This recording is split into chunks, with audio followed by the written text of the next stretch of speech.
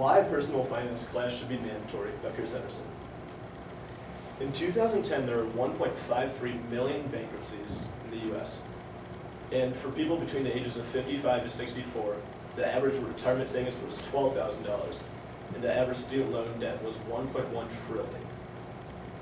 School focuses on math and science to help us get into college, when pretty much schools focus on math and science to help us get into college, and the common belief is that in order to be successful, we need to go to college, get good grades, get a job, and make a lot of money. But that is not always the case. Sometimes in order to be successful, we gotta work on personal finance and managing our money. A frequently overlooked piece of success is our personal finance and how we plan for our future. There are a lot of challenging situations in life that we will encounter, such as planning for retirement, student loans, and our credit. Currently, we are doing things like calculus, pre-calc, physics, world history, but we're not focusing on the things that really matter in the real world and will help us succeed, like our personal finance.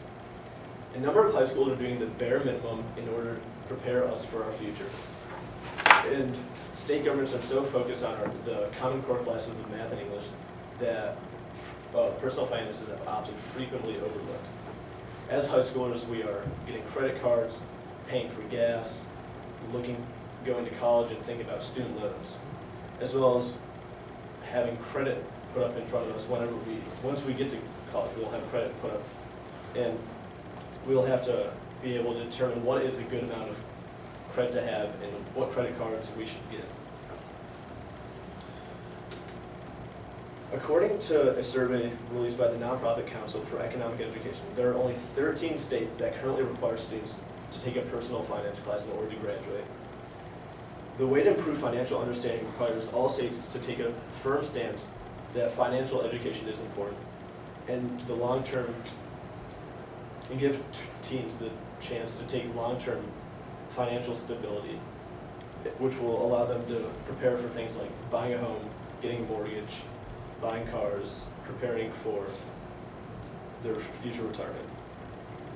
You might think that teenagers don't care about a personal finance class. However, interest is there, opportunity is not. A recent poll by Sally Mae found that 84% of high school students desire more financial education, and among 16 to 18-year-olds,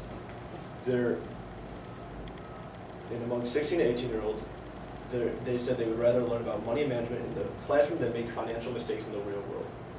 Parents also show concern, with 64% saying that they believe their college students are not ready, their high schoolers that are going to college are not ready for the money management involved with college. One of the first financial challenges that students are going to face is student loans. The $1.1 trillion problem I addressed earlier is still a large problem, and about $600 billion more is occurring because of graduate debt. If students had more financial training, they would understand the problems they may encounter due to a new series of programs. The most important thing to remember with student loans is that it is a financial contract that you must pay in full, no matter if you get your degree or not.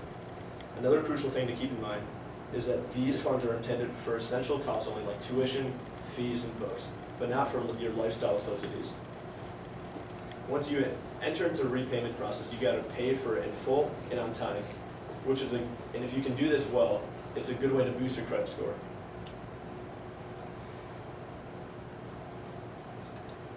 Student loans are a key building block of your credit, but there's much more that students need to be aware of, such as managing their credit. Credit is borrowed money that you can use to purchase goods and services and really anything. You get credit from a credit grantor whom you agree to pay back the amount you spent, plus applicable fees, depending on what you agree upon. Good credit is necessary in order to make major purchases such as a home, car, and whatnot. Credit scores generally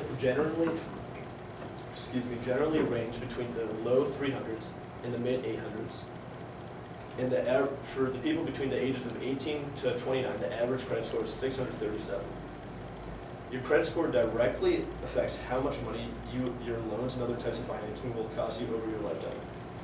Unfortunately, a credit score is like a race car. You can't really just start it up and get going. You need to work on it over time, and make sure you keep consistent and make it so that you don't really have any issues, because your future is affected by your past, and so if you don't do well early on, it will hurt you later on.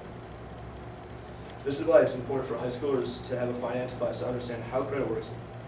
Mistakes they make as young adults can affect them in the future. If you were to study a finance class in high school, they would learn how to evaluate credit card offers they receive and be more aware of the benefits of having good credit as a young adult. Credit and student loans are immediate challenges that you will face, but another very important challenge you face is planning for retirement. But the reality of the situation is that students don't often know about retirement early on and think that they gotta worry about it later when they're adults. But planning for retirement at a young age is one of the most important things you can do. For us, that's hard to do because we're about 18, 17, and we still have to raise our hand to go to the bathroom, but planning for retirement is something that is just so far away, decades away even. People stumble with retirement savings at all walks of life. As competing interests, student loans, the cost of having children, health emergencies, and home obligations get in the way, but the cost of putting off retirement can be dire. 40% of Generation Xers and baby boomers are beginning to lose all their retirement money they have, and it's possible they will lose it all. And that is according to the Employee Benefit Research Institute. It's a tricky balancing act, and the mistakes that we make are more likely to make workers stumble, and it looks different for everyone, whether you're coming out of college or about to end your job. That's why it's important for students to learn about finance and planning for retirement in high school, as well as have an understanding as to where to begin in the retirement planning process.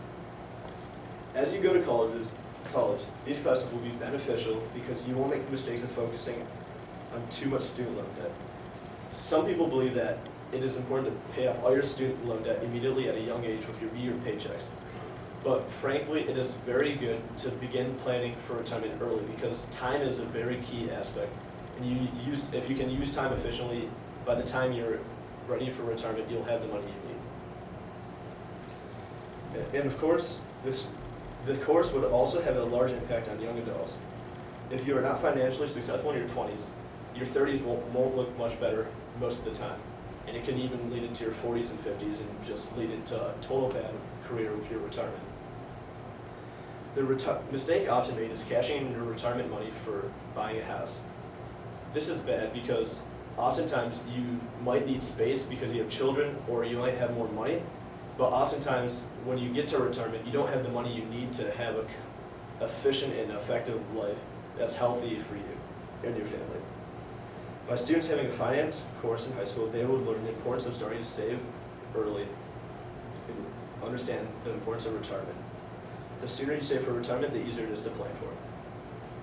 As a teenager, the last thing on your mind is money, let alone saving or spending.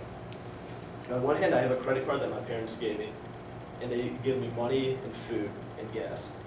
But eventually I'm going to leave my nest and not have the resources I need to succeed unless I can get a job and be stable on my own. Most kids are excited about finally being away from their parents, but this is scary for me. I don't really understand planning for retirement that well. I don't know credit, and I don't know about student loans. So when I head off to college, it can be difficult. When teens head off to college or begin careers, they will face choices and responsibilities that will have long-term effects on their financial careers and future. A school's obligation is to prepare students for their future, especially through their financial abilities. By failing to provide sufficient financial planning resources, students are going out into the wild without the knowledge they need to succeed. Thank you.